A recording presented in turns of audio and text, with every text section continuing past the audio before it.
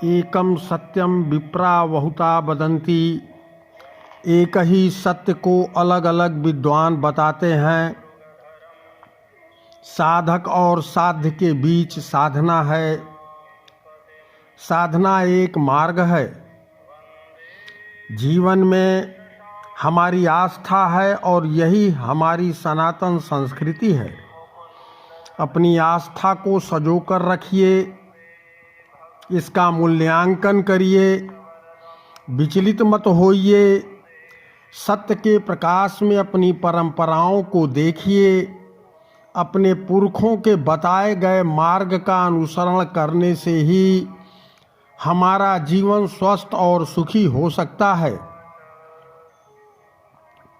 सृष्टि की उत्पत्ति, विकास, विध्वंस और आत्मा की गति को पंचकोश के क्रम में समझा जा सकता है। योग की धारणा के अनुसार मानव का अस्तित्व 5 भागों में बटा है, जिसे पंचकोश कहते हैं, जो अन्नमय, प्राणमय, मनोमय और विज्ञानमय आनंदमय कोश। हमारे ऋषि मुनि जानते थे कि प्रकृति जीवन का स्रोत है। आज इसी क्रम में मैं ऋषि गुरु वाटिका में आपका स्वागत करता हूँ। आज मैं जिस फूल के पौधे को लेके आपके समक्ष उपस्थित हुआ हूँ, इस पौधे को ग्लेडियोलस कहते हैं। इसके लिए हमें इसकी मट्टी को तैयार कुछ इस प्रकार से करना होगा। 40% गाय के गोबर की खाद, 40% सामान्य मिट्टी, 20% बालू। याद रखें, गाय के ही गोबर की खाद। और गाय के ही गोबर की खाद क्यों? गोमय वस्ते लक्ष्मी गोमूत्रे धन्वंतरी।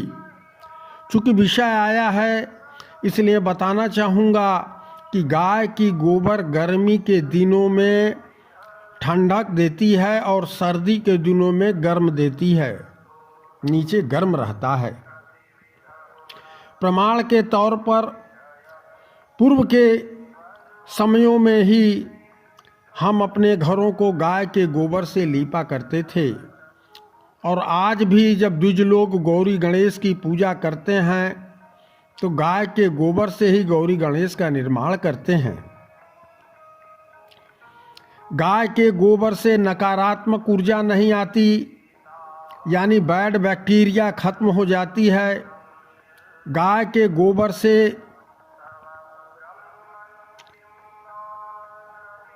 अगर आपने किसी स्थान की लिपाई पोताई की हो तो वहाँ आपको बहुत नकारात्मक ऊर्जा का प्रवेश नहीं होता। पूर्व के समयों में यह परंपरा रही है हम सनातन धर्मावलंबियों में कि ग्रहण काल में गाय के गोबर से ही स्त्री का पेट गोंठा जाता था, जिससे नकारात्मक ऊर्जा ना आवे। गाय का गोबर खतरनाक रेडिएशन से बचाता है। ताज़ा गोबर 7 दिन तक रेडिएशन से सुरक्षा करता है। इसलिए गाय को माँ की संज्ञा उपाधि दी गई है। मित्रों, आप अपने वाटिका में मूल विषय पे आता हूँ। इस पौधे को लगाने के लिए इस तरीके की मट्टी तैयार करके, या तो आप उसका बल्ब 5-5 रुपए का नर्सरी में मिलता है, खरीद के ले आइए और लगा दीजिए, या तो तैयार पौधा लेके आइए, पौध को ही पॉलीथीन के बैग से अलग करके लगा दीजिए। 60 दिन में अगर आप बल्ब लगाते हैं तो 60 दिन में यह पौधा अपनी वनस्पतिक वृद्धि को प्राप्त करता है। और अगर आप तैयार पौधा ले आते हैं तो 15 से 20 दिन में इसमें से फ्लावर की स्टिक निकल जाती है। यह फ्लावर की स्टिक इस पौधे के मध्य से निकलती है। जब यह पौधा 6 पत्तियों वाला हो जाता है, ध्यान रखिएगा, पौधा जब भी लें तो जिसमें 6 पत्तियां हों गिन लें, उसी पौधे को आप लें और उस पौधे को आप खरीद करके ले आवें, जो 15 से 20 रुपए के अंतर्गत एक पौधा आपको वो मिल जाता है। बताने को तो लोग 35 रुपया, 40 रुपया, 50 रुपया बताते हैं, उनके जहाँ से मत आइएगा। इसकी कीमत 15 से 20 रुपये ही एक पौधे की है। ले आकर के आप उसको इस प्रकार से, जैसे मैं स्थापित करके आपको दिखा रहा हूँ, स्थापित कर दीजिए।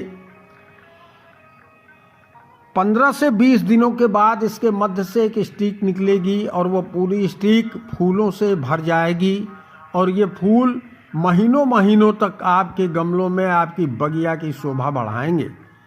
मित्रों, फूल पौधे को क्यों घर में लगाते हैं, क्यों बागवानी में लगाते हैं, इसके पीछे पंचकोशों का भी एक बहुत बड़ा रहस्य है।